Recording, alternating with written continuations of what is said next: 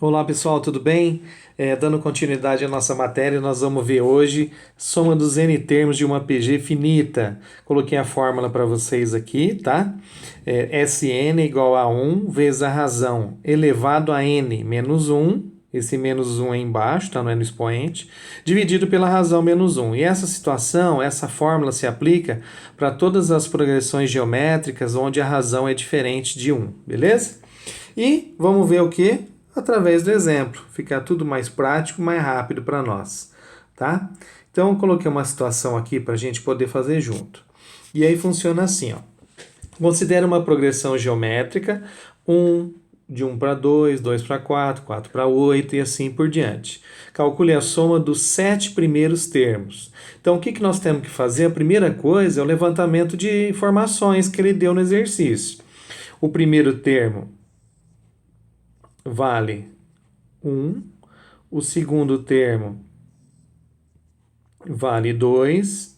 Como eu sei que é uma progressão geométrica, para encontrar a razão, eu faço o A2 dividido pelo A1, né? Numa progressão geométrica sempre você faz dessa forma, o A2 dividido pelo A1, o A3 dividido pelo A2 e assim sucessivamente. Aqui no caso vai ser 2 dividido por 1, que vai dar 2. E ele quer saber o que então? Ele quer saber a soma dos 7 primeiros termos dessa PG. Beleza? Bom, para a gente poder resolver então, nós vamos colocar a fórmula aqui do lado. Soma dos Sn é igual a 1 vezes a razão elevada a n menos 1. Tudo isso dividido pela razão menos 1. Bom, substituindo os valores agora, eu tenho que a soma dos 7 primeiros termos vai ser... O A1 ele deu para nós que vale 1. Coloca lá. A razão vale 2. O número de termos, né? No caso, como são 7 termos, o n vale 7. Então, vai ficar 7. Esse menos 1 vem aqui embaixo, tá? Sobre a razão, no caso aqui, vale 2, 2 menos 1. Bom, continuando aqui, então, a gente tem o quê?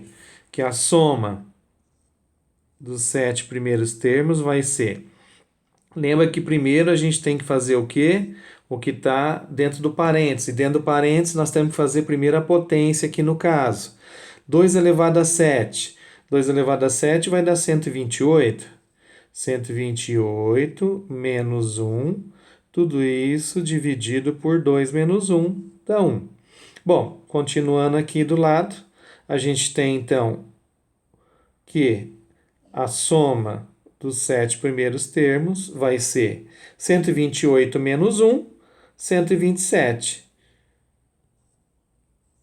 127 vezes 1 dá 127, 127 dividido por 1 dá 127. Beleza? Então é isso. Essa aplicação da fórmula para esses casos aqui, ok? E agora a gente vai resolver um exercício um pouquinho mais trabalhoso, um exercício que caiu no vestibular, tá? Da Unesp de 2011, muito bem elaborado por sinal, tá? Eu vou ler com vocês e aí a gente vai resolver juntos, ok? Mas muito, muito, muito bem elaborado, gostei demais e achei por bem estar trazendo para a gente resolver, tá? Então ele fala para nós o seguinte: após o nascimento do filho, o pai comprometeu-se a depositar mensalmente em uma caderneta de poupança os valores de R$ 1, 2, 4 e assim sucessivamente, até o mês em que o valor do depósito atingisse R$ 2.048. Ou seja, a cada mês ele vai estar depositando, por exemplo, no primeiro mês R$ 1, no segundo mês R$ 2, no terceiro mês R$ 4 e assim sucessivamente, até completar 2048. No mês seguinte ao 2048, o pai recomeçaria os depósitos como de início. E assim eu faria até o 21º aniversário do filho, ou seja, até 21 anos, durante 21 anos, certo? Não tendo ocorrido falha de depósito ao longo do período e sabendo-se que 2 elevado a 10 é 1.024, o montante total de depósito em reais feita em caderneta de poupança o montante seria a somatória, tá? Quando falar em montante, você lembra a somatória, o quanto ele vai acumular nesses 21 anos. Essa é a pergunta que está sendo feita aí nesse exercício. Apareceu aqui as alternativas, né? A, B, C, D, E, tá? E agora vamos para a parte prática da coisa aí. Então, o que acontece? No primeiro mês, R$ 1.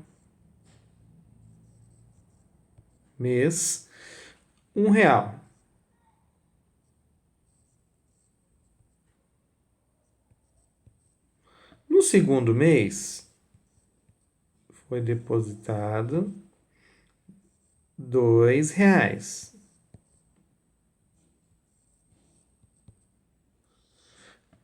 E assim sucessivamente. Certo? Bom, a grande questão é a seguinte. O que você já tem de informação no exercício? Nós já temos aqui que o primeiro termo vale 1, que seria R$ 1. O segundo termo vale 2. Para eu encontrar a razão, basta fazer o A2 dividido pelo A1, ou seja, 2 dividido por 1, isso vai dar 2, né? E aí, ele falou para nós que num determinado mês, que eu vou chamar de AN, que eu não sei que mês que era, ele não falou para nós, né? Ele depositou 2.048. E aí, no mês seguinte ao depósito de R$ 2.048, ele volta a depositar R$ 1 de novo, depois R$ 2 no mês seguinte, depois R$ 4 e assim sucessivamente. Então, eu preciso descobrir, num primeiro momento, qual é o mês em que o depósito será de R$ 2.048, certo? Para eu poder descobrir qual é o mês, o que eu vou fazer? Eu vou usar essa fórmula que é do termo geral de uma PG. A N é igual a 1 vezes a razão elevada a N menos 1. Então, num primeiro momento, eu tenho que usar essa fórmula aqui, tá? Para eu poder encontrar o quê? Qual é o mês em que o depósito será de R$ 2.048. Então, vamos lá. 2.048 é igual, o primeiro termo vale 1, a razão vale 2, elevado ao número de termos. O número de termos é o que eu quero descobrir. Então, você coloca n menos 1. Ok? Bom, a primeira coisa aqui, então, eu vou pegar esse 2048 e eu vou usar um processo chamado de fatoração. Ou seja, se a base do outro lado é 2, tá? Eu vou pegar esse 2048 e vou fatorar na base 2. Fatorando na base 2, o 2048 é a mesma coisa que 2 elevado a 11, certo? E o número 1 multiplicado por 2 elevado a n menos 1 continua 2 elevado a n menos 1. Bom, aí vocês aprenderam em exponencial que quando você tiver uma igualdade de bases iguais, você pode fazer o quê? Cortar esse com esse. E aí sobrou o quê? 2, ou melhor, n menos 1 igual a 11, certo? Aí o que eu faço? Eu isolo o n, mando 1 para o outro lado, vai ficar 11 mais 1, e aí vai dar que o n é igual a 12, ou seja, esse n igual a 12 representa o quê? Ele representa para nós um mês em que o pai depositará R$ 2.048, ou seja, no 12º mês. Beleza? Bom, então a gente já sabe que no 12º mês ele vai depositar 2.048. Já no mês seguinte, no 13º mês, ele volta a depositar R$ 1 de novo. No 14º, R$ 2 e assim por diante. Beleza? E aí ele quer saber o seguinte: qual será a quantidade, o montante que ficará depositado após 21 anos. Então, a primeira coisa que eu tenho que saber é fazer o quê? É calcular quanto vai ser depositado em um ano. E depois eu multiplico por 21. Aí eu vou saber no total de 21 anos. Para isso, então, agora sim, eu vou usar a fórmula da soma dos termos de uma PG, tá? Aqui no caso, A1 vezes a razão elevada a n menos 1 sobre a razão menos 1.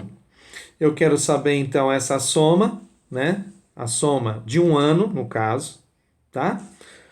Então, vai ficar a soma dos 12 primeiros termos. O primeiro termo, eu tenho que é o primeiro mês lá, R$ 1. A razão vale 2. O lugar do N eu vou trocar por 12, porque eu quero saber a soma de 12 meses, menos 1. Tudo isso dividido pelo valor da razão, 2 menos 1.